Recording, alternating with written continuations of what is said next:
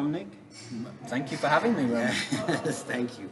And we do, Nick, we do these videos for parents and students just to give them different perspective on what's going on at your university regarding all the opportunities you have for the students. Yeah, I'm happy to give advice. And perfect. And as I never been in Nottingham before, let's start. How big is the city? Where the school is situated? How many faculties you have? How many students and stuff? Okay, so Nottingham is a very popular student city in the UK. Many students come to the city to study in the UK, but also from all over the world. Okay. It's about the size of Bratislava, so maybe 350, 400,000 people in the city, but 70,000 students. It's very popular. We have two major universities, so many students in the city. Okay, it's great fun and a great place to study. You can quickly do a search, have a look on Google, on YouTube, and you can find lots of videos about Nottingham being a good study destination. And it's more historical, or it's modern city? It's famous for Robin Hood, of course, the legend of Robin Hood. So we have tourism. But in the modern aspect, it's kind of known as a creative city, creative for the arts, for digital media industry, but also for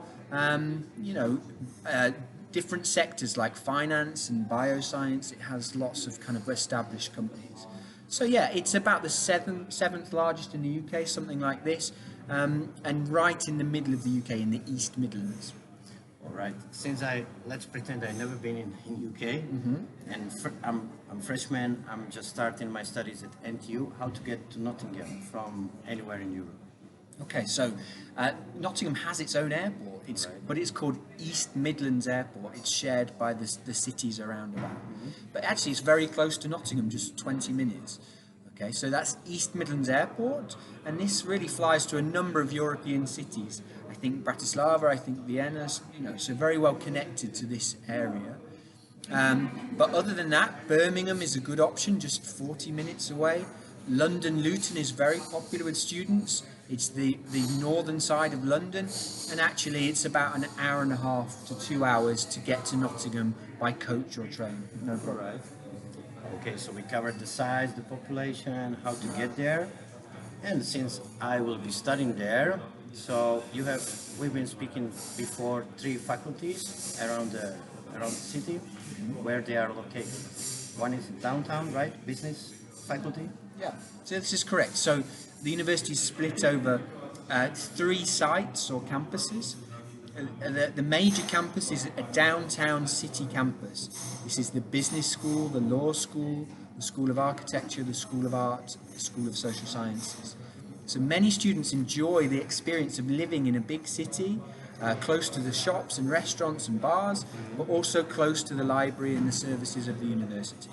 I can walk, I can cycle everywhere. It's a really nice way of living. Okay. Then we have another site, the Clifton campus, and this is specialist particularly for science and engineering. So if you like sciences, bioscience, chemistry, computing, engineering, and some teaching for arts and humanities and also teacher training. This is based on a gated campus, like an American-style campus called Clifton campus, in the city, but maybe 10-15 minutes from the city centre by bus or tram. So 2 different types of environment. Then we have a third campus that is for environmental science. It's in the countryside. It's about 40 minutes from the centre, but it's beautiful. It's a working farm estate. The estate is a classroom for environmental sciences. So if you're particularly interested in this, animal science, veterinary, equestrian science, this is a very nice place to study. Good thing about your school, you have a lot of money, right? You consider yourself as rich. Well, let's put it like you don't have problems with fundings. We invest heavily into facilities and the satisfaction of our students. Yeah. So what I wanted to mention in this third one, Brockworth campus, you have, as a school, has own stables, right? Yeah, it has an international riding centre, its own stables, its own veterinary centre and animal unit. Glass houses, right? Polytunnels with glass houses, garden design. It amazes me because I don't think so schools in Bratislava or in Slovakia or Czech Republic has such a facilities. It's usually one faculty with classrooms. Maybe if they do some research, they do some smaller research center, but not in such a center, I think is the word, as you have. I think the university is committed to different academic areas, and it wants excellence, in each of those areas. So whether that's business and kind of classroom-based teaching, to equestrian science, and riding and so on. And the thing is, They're invest in each area as appropriate. schools in UK or schools in general, universities, their main purpose is not just to make money, but all the profit goes back to the facilities, back to education, right? Yeah, they are public universities, so essentially the fees go back into the running of those universities, be it through staff and academic expertise, or facilities, or opportunities for students. So yeah, it runs in this way. The university has 30,000 students, I think. So yes, there's a large fee income, but also a large investment in that experience and the teaching quality. The Ministry of Education gave the university the TEF, the Teaching Excellence Framework, gold standard for this. You have it? We All have right. it, yeah. For investment in our teaching facilities. You mentioned you have 30,000 students. What's the ratio of European students compared to Britons? Okay, so from 30,000, we would say about 13% of the students are from overseas.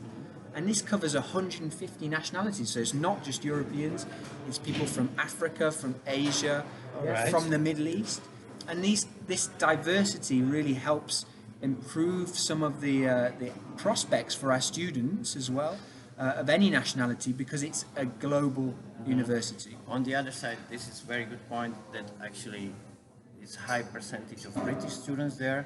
So actually you are not in international class with other, you are, but not most of your classmates are from Britain, right? Depends on course. But what I wanted to point out that your English improves, yeah, you are with environment, with Britons, you are not in international class, but you are in the same class as a home student. Absolutely, it's integrated together. We have academic standards and also English language standards. Students are required to take language tests to show that they can study in English for academic purpose at university. So, yeah, absolutely, there's integration in all the classes, and we are very popular with British students, which I think is important. People want a British university and a British experience, but also, as I say, 12-13% are from overseas and bringing their own perspective and experiences to the classroom. And this prepares you to work for a multinational company, in different types of environments. So we're very proud of the dynamic within the university. Perfect. Just to end up this video, your name is Nottingham Trent. Absolutely. So I was wondering, what is Trent? Where the name is coming from? You don't know? Well, I might know, but I would like to hear it again. Okay. So yeah, people kind of miss this fact. Trent refers to the River Trent, the major river that runs through the city and where the city kind of surrounds. So it's Nottingham Trent University, and it refers to the river. Perfect. Thank you very much. My pleasure.